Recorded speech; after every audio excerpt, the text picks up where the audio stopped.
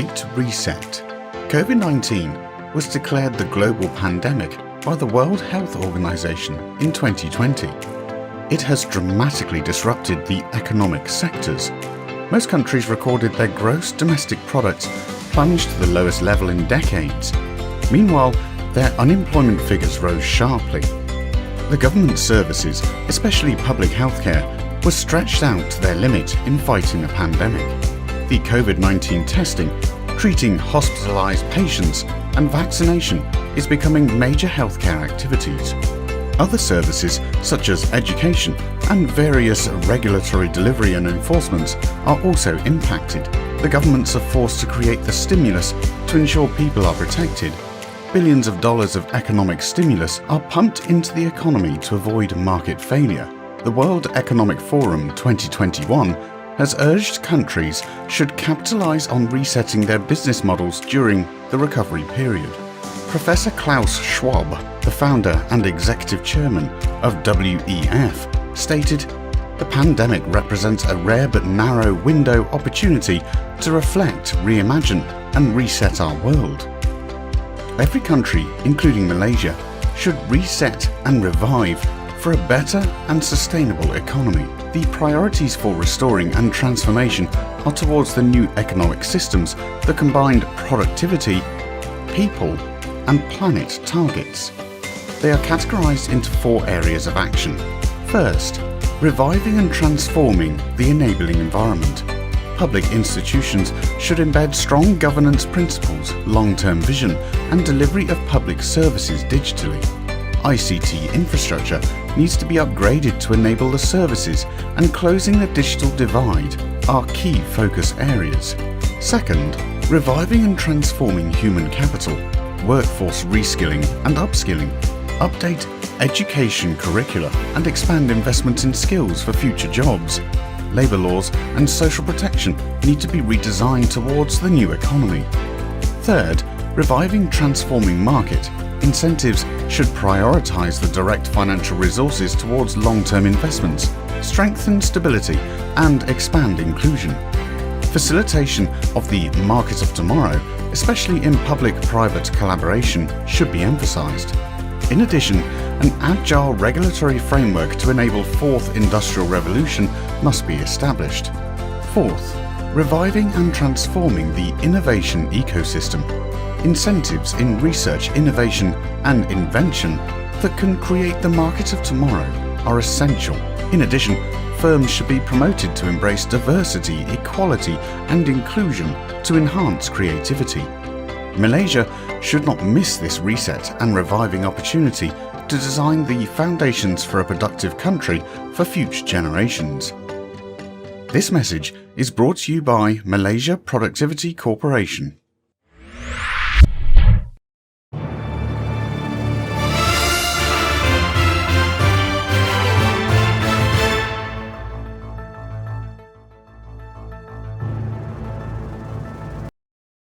Assalamualaikum warahmatullahi taala wabarakatuh. Salam sejahtera dan salam produktif. Anda bersama saya, Asman Osman dari Malaysia Productivity Corporation, MPC, dalam program MPC Productivity Talk siri ke-6. Kami bawakan anda setiap hari Jumaat jam 3 petang di MPC FB Live. Jangan ke mana-mana. Peraturan berkualiti meningkatkan produktiviti.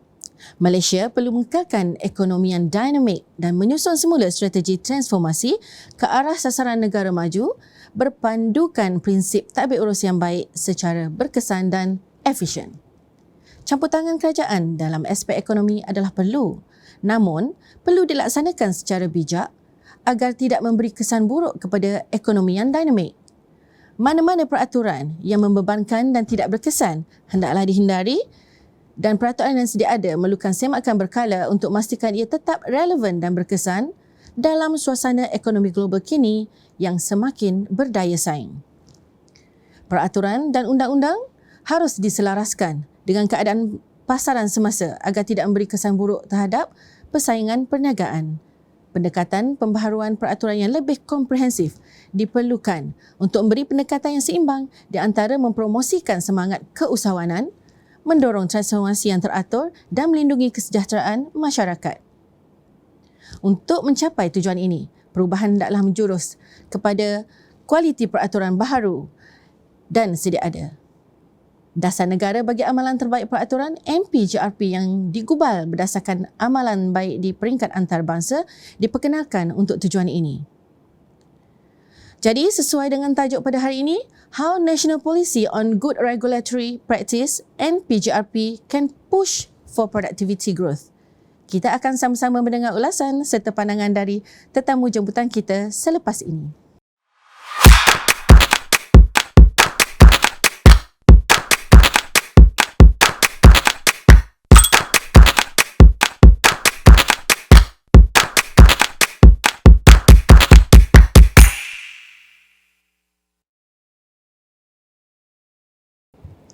Terima kasih Encik Muhammad Muzaffar Abdul Hamid, Pengarah Bahagian Pembangunan Produktiviti dan Daya Saing PCD MPC, kerana sudi bersama dengan kami dalam rancangan MPC Productivity Talk kali ini.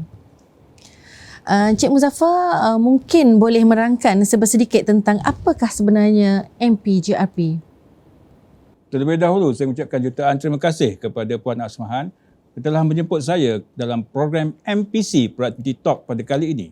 Sebelum itu, saya juga mengambil kesempatan ini bagi mengalu-alukan kehadiran semua masyarakat di luar sana maupun di peringkat industri ataupun organisasi untuk mengambil peluang bagi memastikan usaha untuk meningkatkan kesedaran mengenai produktiviti yang amat penting dalam kehidupan kita. Untuk makluman semua, kerajaan sangat komited dan sentiasa berusaha untuk menginstitusikan pembaharuan peraturan sebagai salah satu tonggak yang penting untuk meningkatkan produktiviti dan daya saing negara. Peraturan akan mempengaruhi setiap aspek dalam kehidupan seharian kita. Peraturan yang efektif dan efisien akan menyumbang kepada peningkatan produktiviti dan seterusnya membawa kepada kualiti dan kesejahteraan hidup rakyat. Pada 30 Julai 2021, Yang Berbahagia Tan Sri Datuk Seri Muhammad Zuki bin Ali, Ketua Setiausaha Negara, telah melancarkan Dasar Negara bagi Amalan Baik Peraturan atau lebih dikenali sebagai NPJRP. NPJRP memberikan garis panduan yang lebih jelas bagi penerapan dan pelaksanaan JRP yang meluas dan berkesan. Dasar Negara bagi Pembangunan dan Pelaksanaan Peraturan NPDIR yang sebelum ini dilaksanakan telah dikaji dan disemak semula. Ini selaras dengan apa yang telah digariskan dalam NPDIR untuk melakukan penambahbaikan selepas setiap 5 tahun pelaksanaan bertepatan dengan amalan baik peraturan. Impak pelaksanaan NPJRP akan mengurangkan beban peraturan yang tidak wajar kepada peniaga dan rakyat dan seterusnya memberikan penjimatan kos pematuhan secara berterusan. Ini juga akan mewujudkan keboleh akses kepada pasaran dan menggalakkan inovasi dan mewujudkan peluang-peluang pekerjaan yang baru bagi memberikan kesejahteraan kepada rakyat.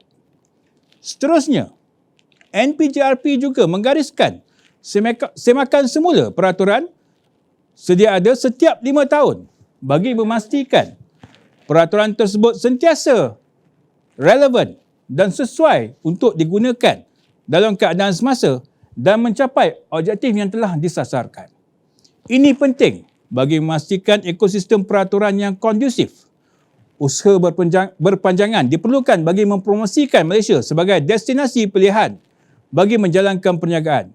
Dengan perkembangan teknologi yang begitu pesat, Malaysia perlu sentiasa membuat semakan kepada peraturan-peraturan sedia ada agarnya ianya sentiasa sesuai dengan keadaan semasa. Terima kasih Encik Muzaffar. Itulah sedikit berkenaan MPJRP, impak serta kepentingannya.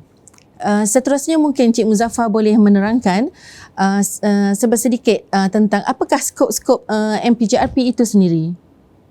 Berbanding dengan MPDIR, skop MPJRP telah diperluaskan berangkumi kepada ekonomi, sosial dan alam sekitar.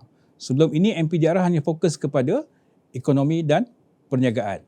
Dan ini juga telah diperluaskan kepada peraturan-peraturan baru dan peraturan sedia ada. Jadi apa yang kita mahukan daripada semua pihak kawal selia, pihak berkuasa dan juga pembuat dasar adalah untuk memastikan semua draft cadangan baru atau pindaan peraturan memakai apa yang telah digariskan dalam MPJRP. Tetapi ada perkara-perkara yang dikecualikan daripada pemakaian MPJRP, iaitu peraturan-peraturan yang dilaksanakan atas sebab keselamatan dan kedaulatan negara, peraturan-peraturan yang berkaitan dengan undang-undang jenayah dan juga kanun kesesaan dan juga pekeling pentadbiran awam. Walau bagaimanapun, semua pembuat dasar, pihak kawal selia dan juga pihak berkuasa perlu mendaftar pindaan tersebut dalam notifikasi peraturan. Jadi dalam MPJRP memastikan ianya diguna pakai dalam penyediaan dokumen dasar yang menyasarkan matlamat, objektif dan strategi umum. Jadi MPC telah mengeluarkan buku panduan amalan baik peraturan ataupun Best Practice GRP Handbook sebagai rujukan dan panduan kementerian dan agensi dalam melaksanakan RIA. Jadi apa yang penting adalah semua pihak kawal selia mematuhi kepada apa yang telah digariskan dalam MPJRP, iaitu membuat notifikasi peraturan. Jadi dalam notifikasi peraturan, pihak pengawal selia sekiranya ada keperluan boleh melaksanakan pindaan kepada ataupun melaksanakan peraturan baru tanpa melalui RIA dalam situasi yang mendesak yang memerlukan tindakan segera. Contoh situasi pandemik COVID-19. Ministry of Health ataupun Kementerian Kesihatan Malaysia boleh melaksanakan peraturan-peraturan yang untuk menangani keadaan yang mendesak ketika ini. Dalam kes ini, apa yang perlu dilakukan oleh pihak kawal selia ataupun pihak pembuat dasar adalah memaklumkan kepada MPC melalui notifikasi peraturan. Dan MPC akan membuat keputusan bahawa tidak perlu melalui proses dia, namun pihak pengawal selia perlu melalui penilaian pasca pelaksanaan selepas 2 tahun dilaksanakan bagi memastikan ianya mencapai objektif peraturan tersebut.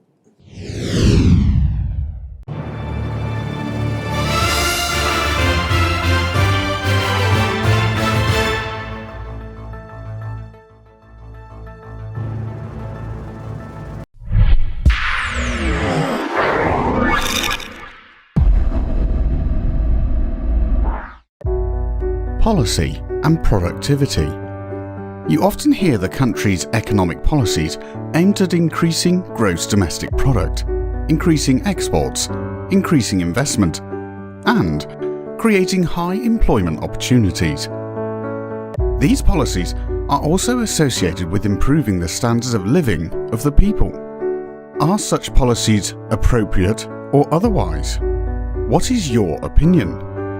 Do you often hear economic policies targeted at increasing the productivity of an industry, a state, or a country?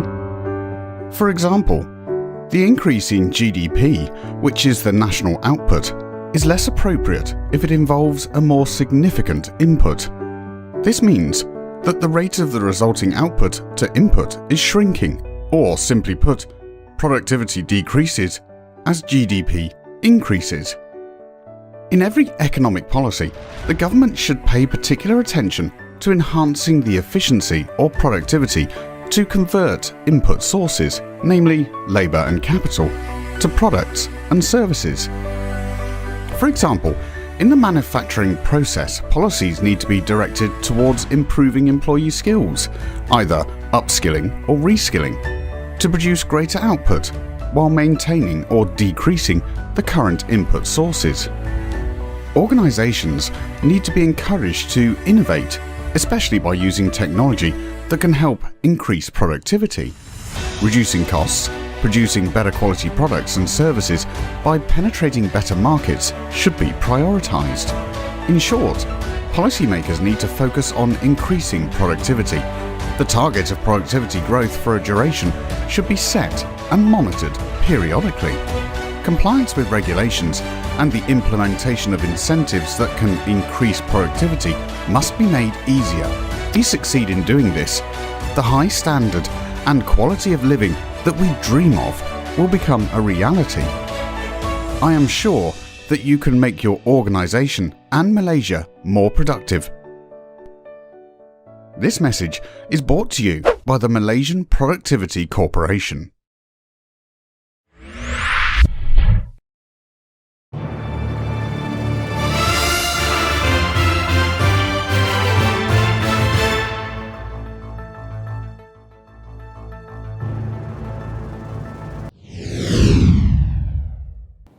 Cik Muzaffar, okey, bagaimana pula peranan kita bagi menjayakan pelaksanaan MPJRP? Mungkin boleh terangkan saya sedikit? Saya percaya segala bentuk kerajaan akan bermula dengan pemikiran yang positif. Sebagai mana yang dinyatakan oleh Tan Sri Nur Azlan, we must have the mindset change. Malaysians must have the mindset change. That counts into regulators too. So regulators must have the sense of agency to review the existing regulation so that we are able to position Malaysia as a hub for technological advancement. And this include the talent.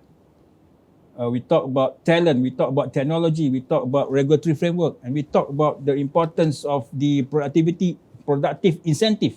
So this can incentivize or push the agenda for productivity and competitiveness for Malaysia. And apa yang paling penting adalah jika kita tidak ada perubahan ini, dia akan memberikan satu kesan yang sangat mendalam kepada keupayaan Malaysia. Jadi kita lihat negara-negara yang telah di sekeliling kita, even Indonesia pun telah melihat kepada kepentingan regulatory framework bagi emerging technologies. So kita punya pembuat dasar ataupun pihak berkuasa dan juga pihak kawasalia perlu memastikan kita mempunyai agenda tersebut. Dalam MPJRP telah mewajibkan setiap kementerian dan agensi untuk melantik seorang pegawai sebagai pegawai penyelaras peraturan yang bertanggungjawab untuk memastikan sustainability of this initiative.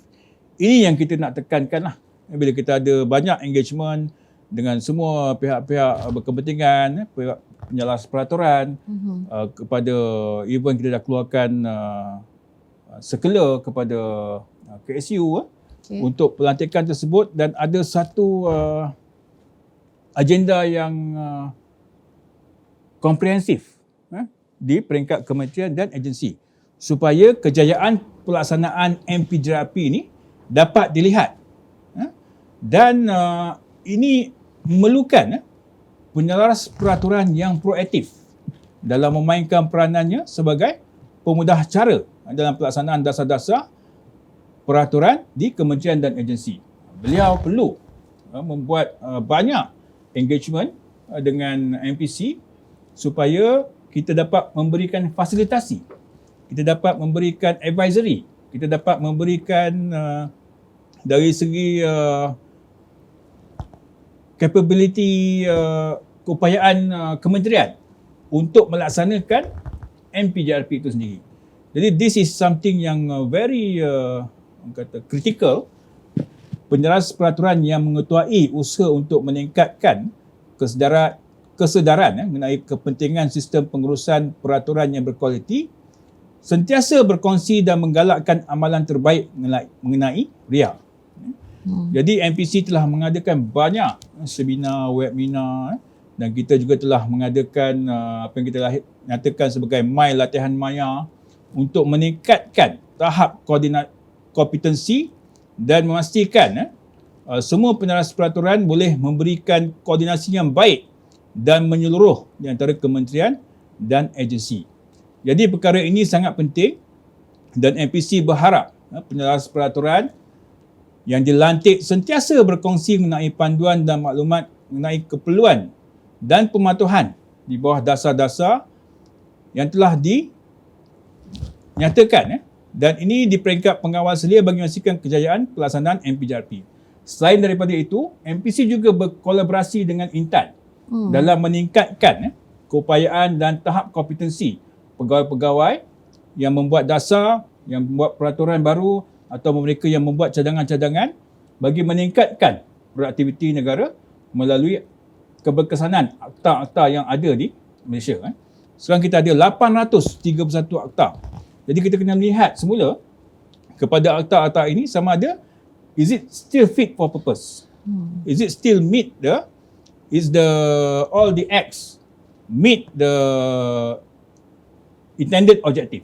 Jadi yang ni kita kena lihat keupayaan semua pihak kawal selia untuk memastikan keberkesanan akta-akta yang ada. Sebagaimana dinyatakan oleh pegawai daripada AJC, law is the translation of policy. So yang ni kita perlu nyatakan kepentingan polisi kita untuk polisi-polisi yang berkualiti, yang melalui evidence-based approach, yang melalui RIA dan good regulatory practice bagi memastikan semua akta-akta kita ni sentiasa berkualiti dan boleh mencapai objektif yang telah disasarkan oleh pihak kawal selia itu sendiri. Jadi apa-apa pun semua pihak kena bergabung dan memberikan komitmen yang sepenuhnya untuk menjayakan apa yang perlu dilaksanakan ni lah, ya, Encik Muzaffar. Jadi semua pihak perlu memastikan mereka ada the right frame of mind in order to push Malaysia forward in this very challenging and very uncertain time. There's a lot of volatility, there's a lot of uncertainty, there's a lot of complexity and a lot of ambiguity in the marketplace now. So there's a need for all regulators, policymakers and decision makers to really relook back into the existing policies so that we are current with what as the changes of technology. Baiklah Cik Muzaffar, secara peribadi, apakah pandangan Cik Muzaffar sendiri mengenai kemajuan yang akan dicapai jika kita benar-benar memahami amalan baik peraturan dalam meningkatkan ekonomi Malaysia? Jadi bila kita melihat pada keadaan semasa, negara-negara maju telah mula mengorak langkah dengan begitu pesat. Jadi kita perlu berubah. Terutama banyak akta-akta kita yang perlu dibuat semakan. Banyak akta-akta kita yang sebelum merdeka masih lagi diguna pakai. Jadi ini merupakan satu halangan dengan perkembangan teknologi digital yang begitu pesat. The digital economy present a tremendous new opportunities for Malaysia. Jadi kita perlu melihat balik kepada semua akta-akta kita, peraturan-peraturan kita untuk kita merealisasikan hasrat kita untuk menjadi sebuah negara yang berpendapatan tinggi untuk kesejahteraan rakyat. Jadi ini sangat penting pihak-pihak kawal selia, regulators, authorities, policymakers to relook back to all the existing regulation so that we can really address the concerns, especially from businesses, with regards to the existing regulation that impedes their opportunity to grow, that impede their ability to access market. And some, because of this global value change, they are able to operate anywhere. So we don't want to lose out to our neighbors. We must have the ability to create, to innovate, to change the quality of life for Malaysians through reviewing our existing regulations through good regulatory practice. This is the most important agenda that the government has put into plan, and MPC have been mandated as an oversight body to really change the regulatory framework for Malaysia.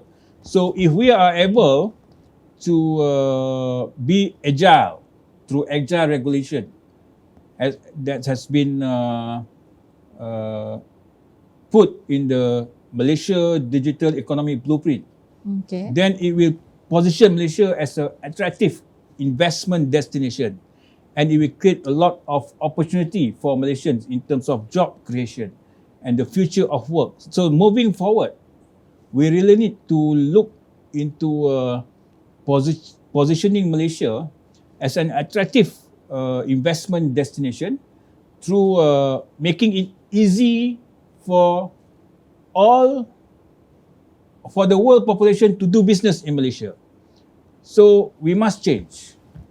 Our regulatory framework must change to facilitate, not to frustrate, but to facilitate all the investors so that they will see Malaysia as a hub for their growth in terms of these areas. Because ASEAN, we know as the 5th largest economic bloc in the world, have correct. a lot of potential.